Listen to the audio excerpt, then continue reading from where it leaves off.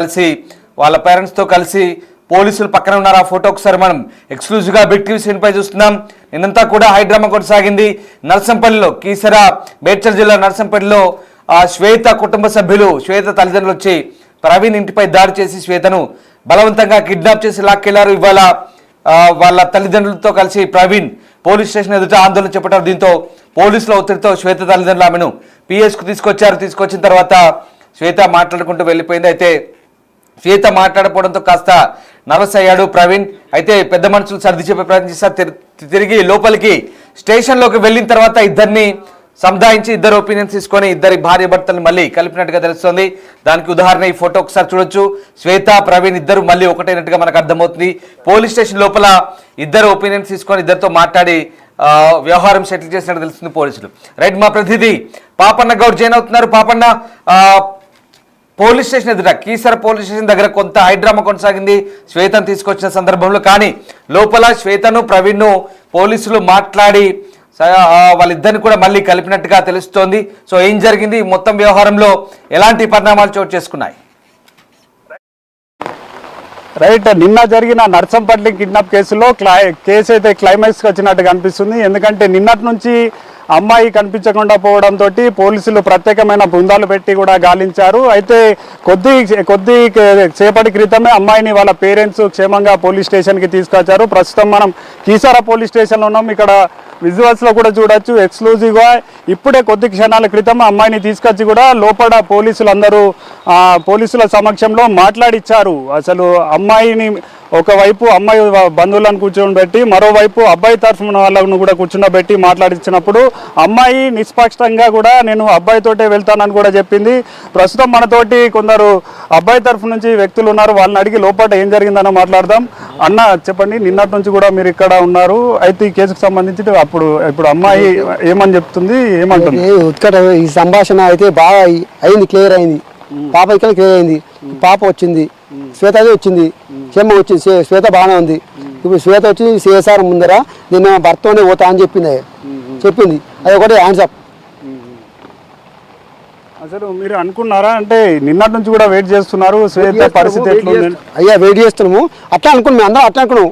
భార్య భర్తని పోతా అనుకున్నాం, ప్రేమించి పెళ్లి చేసుకున్నాం కాబట్టి ఇద్దరు ఉంటా అనుకున్నాం. అట్లా జరిగింది. మీడియా మిత్రులు అందరికీ నమస్కారము. మీ అందరి సహకారంతో, పోలీసు వాళ్ళ సహకారంతో, పోలీసు వాళ్ళు సిఎస్ఆర్ వాళ్ళందరితో సహకారంతో ఇవాళ ఈ ప్రోగ్రాం అయింది. తెచ్చిర్రు, ఏర్పాటు చేసిర్రు సార్ సిఎస్ఆర్. అది లోపల శ్వేతను అయితే ఒప్పుకున్నట్టు చెప్తుంది. ఇంకా ఇక్కడ ప్రవీణ్ తండ్రి కూడా ఉన్నాడు. నిన్న జరిగిన గొడవలో గాయాల పాలు కూడా అయ్యాడు. తనని అడుగుదాం. చెప్పండి సార్, నిన్నటి నుంచి కూడా మీరు ఇక్కడ ఉన్నారు. ఇప్పుడు అమ్మాయి ఏమంటుంది? ఏమనేది నాకు తెలియదు. అమ్మాయి నాతో మాట్లాడలే, మాకు తెలియదు. నా కోడలు నా ఇంటికి రావాలి. వాళ్ళు ఏమి చేసుకున్నా సరే నా కొడుకు నా కోడలు మంచిగా ఉండాలి, అంతే. ఇప్పుడు నా కోడలు ఏం చెప్పింది నాకు తెలియదు. ఆ అమ్మాయి ఏం చెప్పింది నాకు చెప్పలే. ఏం చెప్పింది, ఏం చెప్పాలి సార్? అట్లా కాదు, ఇప్పుడు లోపల మాట్లాడారు, అమ్మాయిని కూర్చున్నబెట్టి ఇటు సైడు మీరున్నారు, అటు సైడు అమ్మాయి వాళ్ళు కూడా ఉన్నారు కాబట్టి ఏమని చెప్పింది? నేను లోపల కూర్చొని పెట్టలేదు సార్, నన్ను ఈడ కూర్చొని పెట్టారు. ఈడ కూర్చొని పెట్టినాక నా కొడుకు కోడలు నిమ్మలంగా ఉండాలి, మా ఇంటికి రావాలి.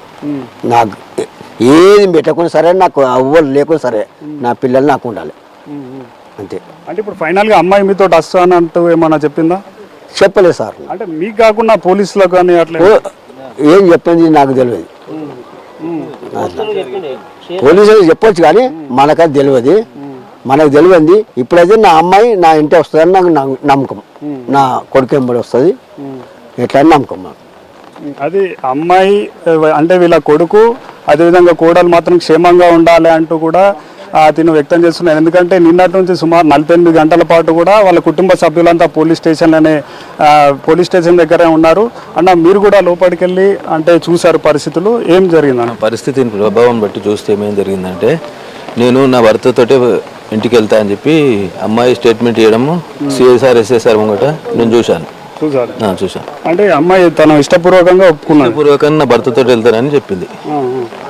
కానీ ఇంకా సమయం ఉన్నట్టుంది. అంటే మళ్ళీ తనని ఏమైనా మాట్లాడి ఒప్పించే ప్రయత్నం ఏదో రాయాలన్నారు, దాని గురించి కొద్దిసేపు ఆగమని చెప్పారు బయట ఎస్ఎస్ఆర్ సిఎస్ఆర్ ఇట్లా. అందుకే వెయిట్ చేస్తున్నాం బయట. ఓకే, అంటే ఇప్పుడు అది ఫైనల్ అయిపోయినట్టు అమ్మాయి మీతో సిఎస్ఆర్ ముంగట ఎస్ఎస్ఆర్ ముంగట అబ్బాయి ఉన్నాడు కదా ప్రవీణ్ ముంగటనే నేను నీతోటి వస్తా, నా భర్తతోటి వెళ్తాను సిఎస్ఆర్కి చెప్పడం జరిగింది. ఓకే, అంటే మీరు అమ్మాయిని చూసారు, అమ్మాయి పరిస్థితి ఎట్లుందన్న? అంటే ఓకేనా? నిన్న గాయాల పాలు కూడా అయింది కాబట్టి. అంటే ఇప్పుడు పరిస్థితి అయితే అమ్మాయి కొద్దిగా పర్వాలేదు, బాగానే ఉన్నది పర్వాలేదు, చూసినా కదా. ఓకే, అది అమ్మాయి అయితే వీళ్ళ అబ్బాయితోటి వస్తానంటూ కూడా తను ఇష్టపూర్వకంగా ఒప్పుకున్నట్టు ఈ పోలీస్ స్టేషన్లో చెప్పడంతో ఇక్కడ అంతా కూడా చాలా ప్రశాంతమైన వాతావరణం చోటు చేసుకుంది. ఎందుకంటే ఆ అమ్మాయి ఒకసారి మీరు అలాగే లైన్ లో ఉండండి పాపన్న. ఒకసారి అమ్మాయి లోపల పోలీస్ స్టేషన్ సంబంధించిన దృశ్యాలు మనకు ఎక్స్క్లూజివ్ గా అందాయి. పోలీస్ స్టేషన్ లో భర్తతో కలిసి ఉంటారంటూ ఆమె పోలీసులతో మాట్లాడిన దృశ్యాలు కూడా మనకు అందాయి. ఒకసారి నేను మళ్ళీ మీ దగ్గరకు వస్తాను.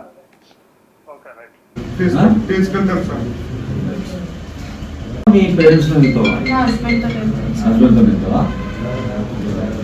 ఏం బాబు తీసుకెళ్తాం? మీ పేరెంట్స్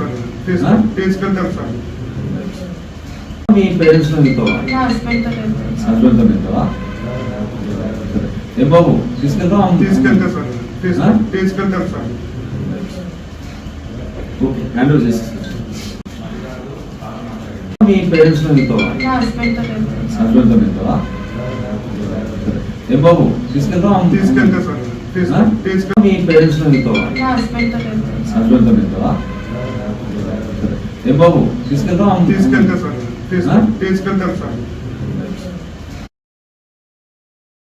చూసాక మొత్తం మీద శ్వేతతో అలాగే ప్రవీణ్తో ఇద్దరు పోలీసుల ముందు వెళ్తావంటూ శ్వేతను అడిగితే ఖచ్చితంగా నా భర్తతోనే ఉంటానంటూ శ్వేత చెప్తోంది. తీసుకెళ్తావంటే తీసుకెళ్తానంటూ ప్రవీణ్ కూడా చెప్తున్నారు. ఇద్దరు పోలీసుల ముందు ఇద్దరు మళ్ళీ కలిసి ఉంటామని చెప్తున్నారు. ఖచ్చితంగా తన భార్యను తాను తీసుకెళ్తానంటూ ప్రవీణ్ చెప్పడంతో పోలీసులు కూడా ఇద్దరిని కలిసి పంపించి ఏర్పాటు చేస్తున్నారు. సో మొత్తం మీద కథ సుఖాంతమైంది.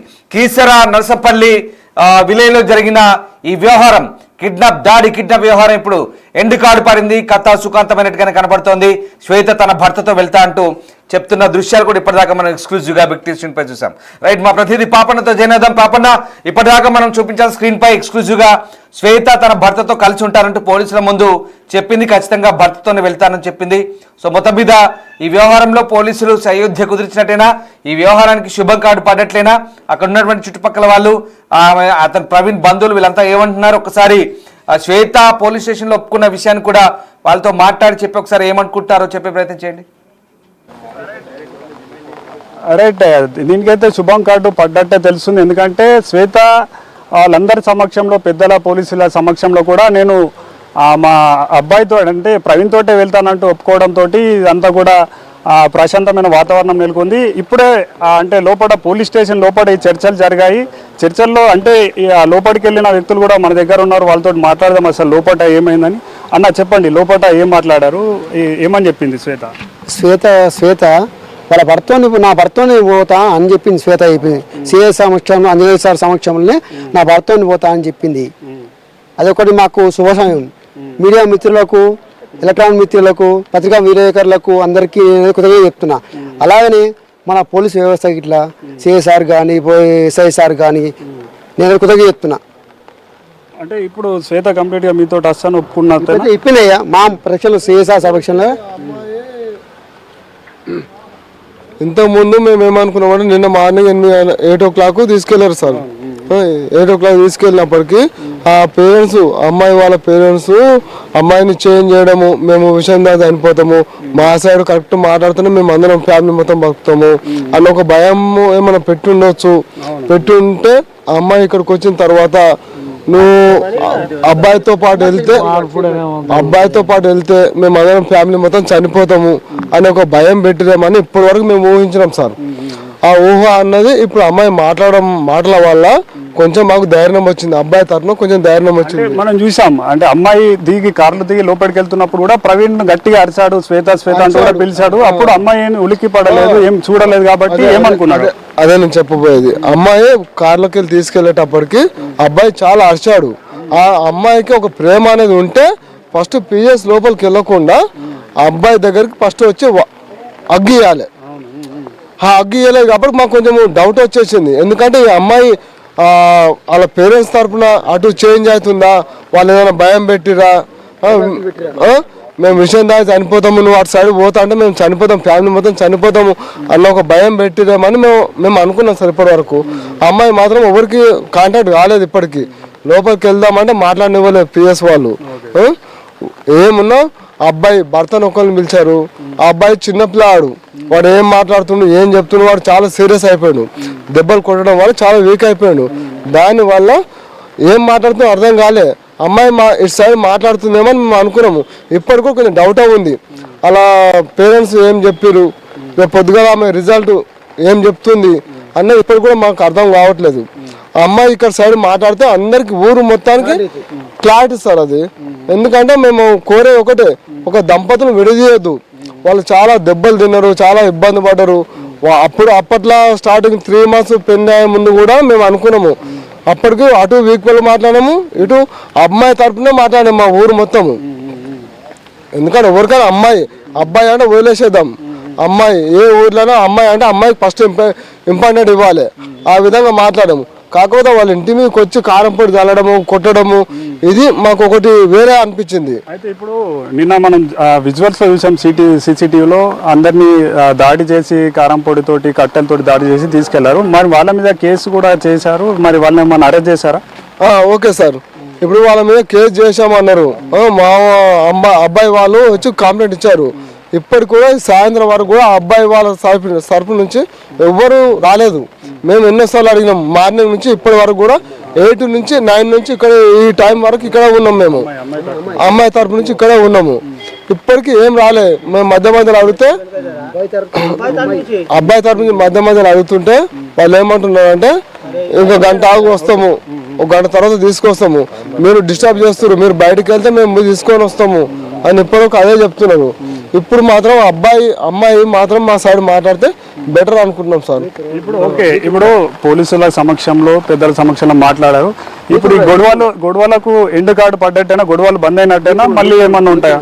అంటే ఇంకోటి సార్, అమ్మాయి ఉన్నాయి కదా, వాళ్ళ పేరెంట్స్ వాళ్ళ డాడీ ఉన్నాడు కదా, ఆయన కొంచెము డబ్బు వల్ల కొంచెం ఎక్కువ చూపిస్తున్నాడు, అబ్బాయి వాళ్ళు కొంచెం తక్కువ ఉన్నది. వాళ్ళకు ఏదైనా ఊరితోనే బలమని అబ్బాయి వాళ్ళు అనుకుంటారు, అతనేమన్నా నా పరిస్థితితోనే బలమని అతను అనుకుంటున్నాడు. నేను ఎంత పెట్టినా పెట్టుకుంటా, ఏం చేసినా చేసుకుంటా అని ఆ త్రూలో ఆయన వెళ్ళిపోతున్నాడు సార్. అది పైసా ముందా ఊరు ముందా? ఇప్పుడు ఏముంటుందంటే, ఇప్పుడు పైసా మనకు విలువలేదు సార్. పేదవాడైనా సరే న్యాయం జరగాలి, పేదవాడు న్యాయం